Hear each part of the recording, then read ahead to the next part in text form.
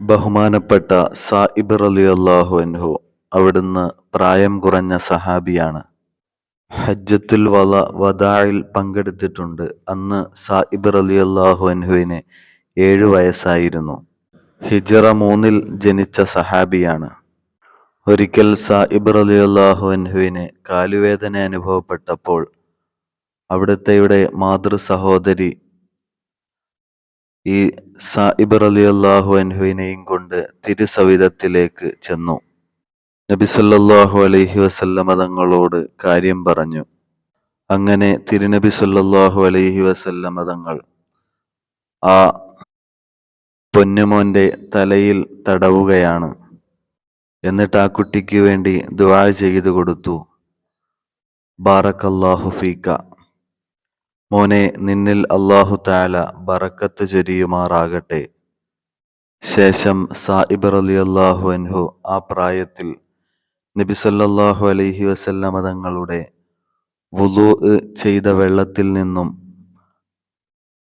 കുടിക്കുകയുണ്ടായി.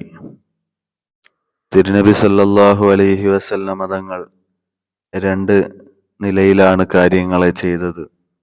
ഒന്ന്, തലയിൽ കൈവച്ചു തടവി.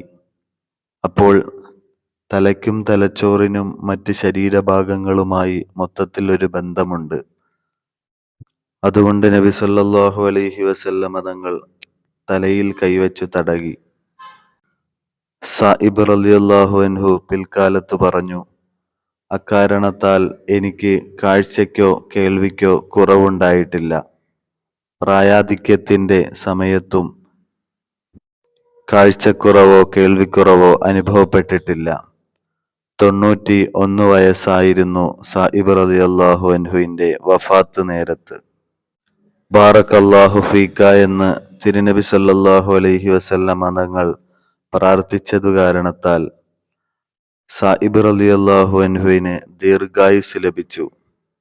മാത്രമല്ല, നബി സല്ലല്ലാഹു അലൈഹി വസല്ലമ തങ്ങൾ കൈവച്ച സ്ഥലത്ത് ആ ഭാഗത്ത് മാത്രം നരച്ചിട്ടില്ല എന്നും ചരിത്രം പറയുന്നുണ്ട്. തലയുടെ മുൻഭാഗം തൊട്ട് മധ്യഭാഗം വരെയാണ് നബി തങ്ങൾ തടകിയത്. മറ്റുള്ള ചുറ്റുഭാഗത്തും ദാടിയിലുമെല്ലാം നര ബാധിച്ചു എങ്കിലും ഈ തടകിയ ഭാഗത്ത് മാത്രം നര ബാധിച്ചിട്ടില്ല എന്ന് സമകാലികർ തന്നെ പറയുന്നുണ്ട്. നബി സല്ലല്ലാഹു അലൈഹി വസല്ലമ തങ്ങൾ വുളൂ ചെയ്യുമ്പോൾ തന്നെ സഹാബികൾ അവിടത്തേക്ക് ചുറ്റും നിൽക്കുകയും നബി തങ്ങളുടെ ശരീരത്തിൽ നിന്ന് ഇറ്റുവീഴുന്ന വെള്ളം അവർ ഏറ്റെടുക്കുകയും ശരീരങ്ങളിൽ പുരട്ടുകയുമൊക്കെ ചെയ്യുമായിരുന്നു.